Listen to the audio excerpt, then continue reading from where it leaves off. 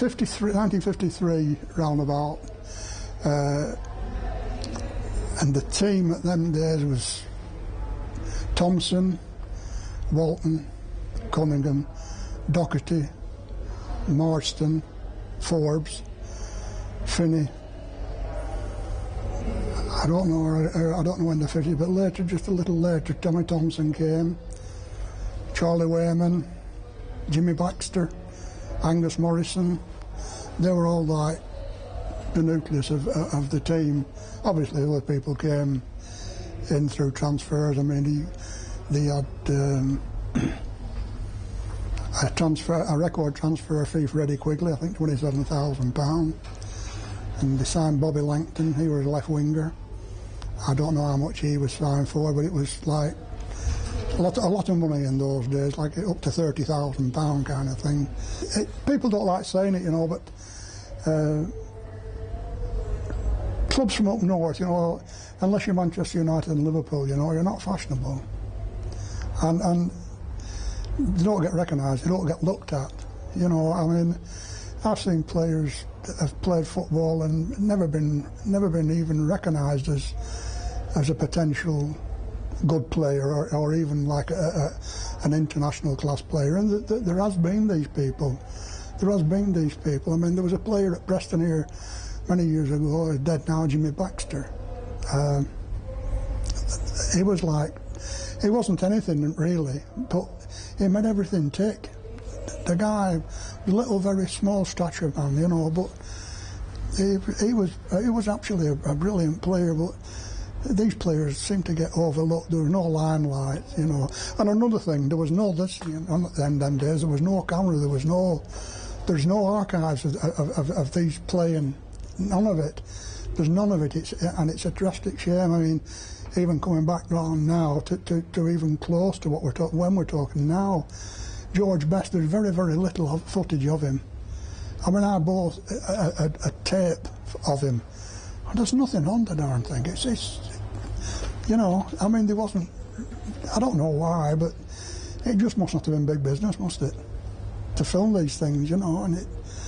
But there were lots and lots of players. I mean, everybody had, I mean, every top club in the first division they all had two really, really good players, three. Some of the better clubs had, I mean, Preston, how many they have? I mean, Joe Marston, he came Australian, obviously I don't know whether he ever did, but he must be an Australian international. And Doherty, Scottish captain, Cunningham, Joe Walton came from Manchester United. There's lots and lots of players, you know. It's long time ago. Yeah.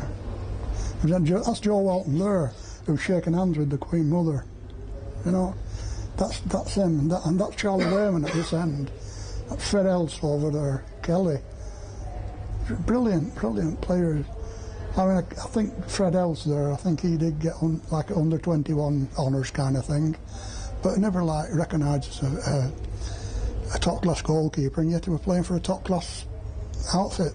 You know, different now, different. Finney's been a bit of a blight on my life, really, because I've watched right wingers all my life, British, English people, and there's only ever been 4 outstanding right wingers, as far as I'm concerned, since then, and that was Finney, Stanley Matthews, George Best, and a guy that people were unkind to him, really. The man was born at the wrong time. His name was Brian Douglas. He played outside right for Blackburn Rovers.